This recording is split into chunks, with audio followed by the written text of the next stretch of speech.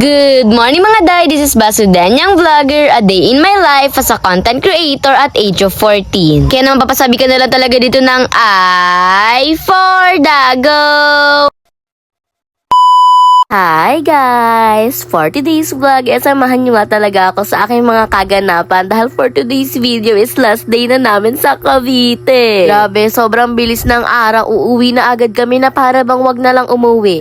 For nga po pala umuwi is dumaan na muna nga po pala kami ng SM Dasma dahil last day na nga. Kaya naman eto na talaga yung time para bumili kami ng mga pampapasalubong namin. Ali, nagpa-check up nga po pala dyan si mama to ng mata niya sa EO dahil bibili nga rin siya ng salamin habang kami naman nga po pala ni mama is eto naglalakad-lakad para maghanap nga talaga ng mga pwedeng ipampasalubong. Tapos ayan eto napadpad nga po pala kami dito sa bilihan ng ice cream. Gusto nga talaga namin matikman nga itong pistachio na ice cream and in fairness sobrang sarap niya naman kahit na medyo magibat sa bulsa.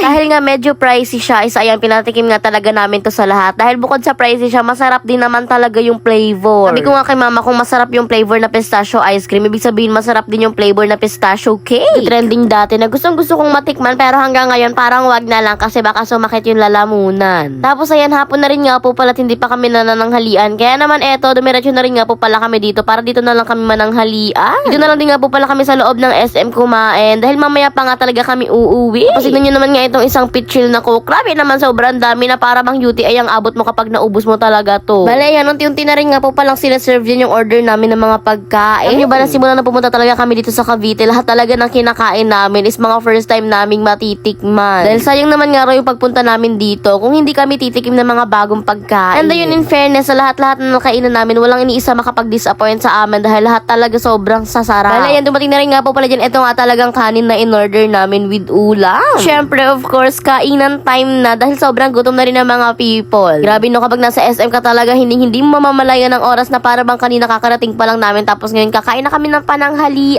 Bale, after naman nga po pala namin kumain is eto, dumiretso naman nga po pala kami dito sa bibilihan nga ulit namin ng pampasalubong dahil nga gusto rin ni mama tong bumili ng ganitong klaseng pampasalubong. Bale, yun, pinakang hapon na nga talaga is eto, uuwi na nga po pala kami dahil babiyahe pa nga talaga kami pauwi ng Dae. O diba, goodbye Manila at Cavite nyo, uuwi na kami sa Bicol namin. Ay, over. Uwi nga po pala namin is eto, naka-impake na nga lahat ng mga dadalhin. Talagang aalis na lang. Grabe, sobrang dami naming dala. Kung pagpunta namin dito, kakaunti lang yung dala namin. Tapos pagpa-uwi namin, Diyos ko, nakasako bag na. Maya-maya nga lang po pala is finally dumating na rin nga itong Grab na binok ni Tita Star. Tinatagalan nga rin kami at akala namin kinabukasan na kami makaka-uwi dahil sobrang daming kumansel ng binok ni Tita Star na Grab. Siguro mga dalawa. Kaya naman, thank you very much kay Kuya. Siya lang talagang nag-accept. Shoutout nga rin po pala kay Kuya dahil papalo niya nga raw talaga tayo sa TikTok. Thank you very much. Darating naman nga po pala namin sa terminal. Siyempre, bumili nga lang po pala dyan sila mama ng ticket. Tapos ayun, maghihintay na nga lang talaga kami ng bus na sasakayan namin. 11 pa nga talaga ang dating ng bus na sasakayan namin. Kaya naman eto, tamang kain na muna kami dito. Fast forward nga po pala, kinaumagahan nga po pala is eto, finally nakauwi na nga talaga tayo ng bus.